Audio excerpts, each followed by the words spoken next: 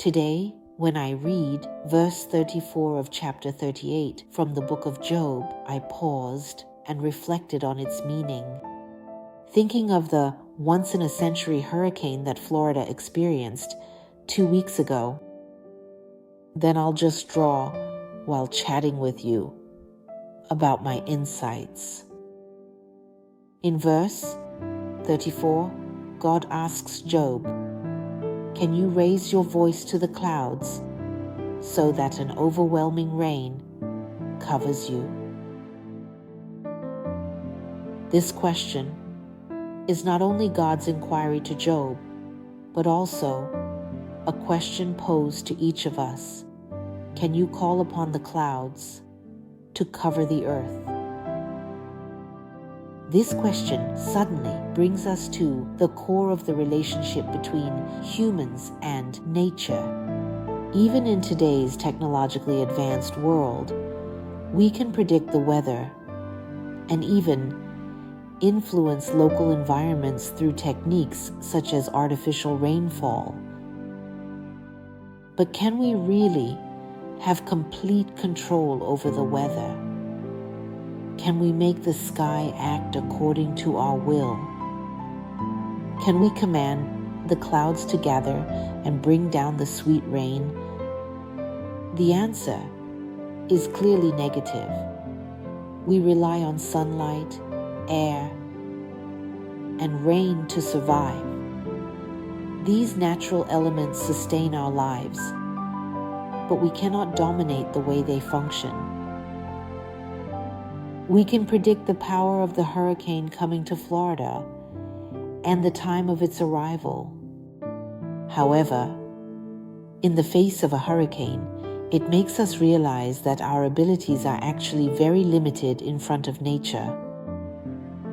However, humans often feel very proud of their intelligence and technology, indeed, with some even believing they can, in fact, solve all problems and conquer nature. We build skyscrapers, invent various advanced technological products, and even begin to explore the mysteries of the universe. But God's rhetorical question is actually a reminder for us not to be overly confident. The operation of clouds and rain has its own rules. These rules are beyond our understanding and are set and maintained by a higher power. Our knowledge and technological advancements allow us to glimpse some of nature's mysteries, but we can never fully control it. This also makes me think that human power is actually limited and temporary.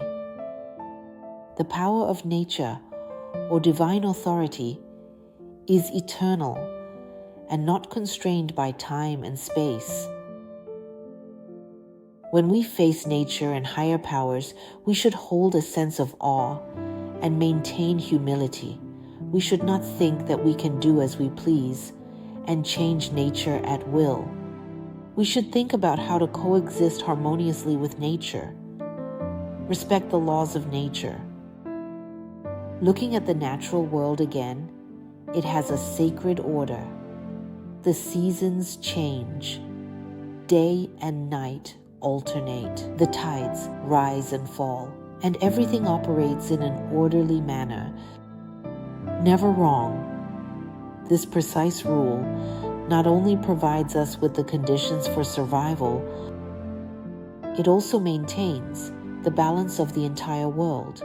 However, our human actions sometimes disrupt this balance, such as industrial pollution, deforestation, and overfishing lead to environmental destruction. Climate change and biodiversity loss. These issues remind us that excessive interference with nature and neglecting its laws can lead to serious consequences. We often neglect environmental protection in our pursuit of economic benefits and convenience. Plastic has polluted the oceans.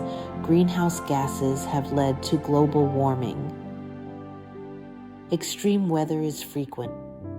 And this hurricane in Florida is a warning from nature to us.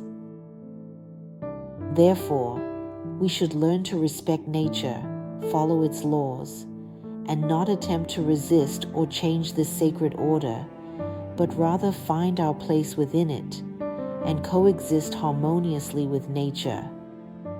Although we cannot summon clouds and rain, nor control the workings of nature, this does not mean we are incapable of doing anything. On the contrary, it is precisely because we recognize our limitations that we should think more about our role and responsibilities in the universe. God has entrusted us with the mission to govern the earth, but this does not mean we can do as we please. Governance is not domination. It is even less about plunder.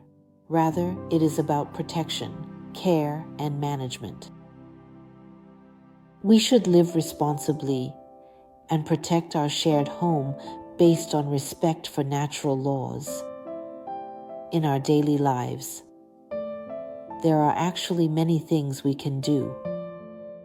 For example, conserve water and reduce the use of disposable plastic products.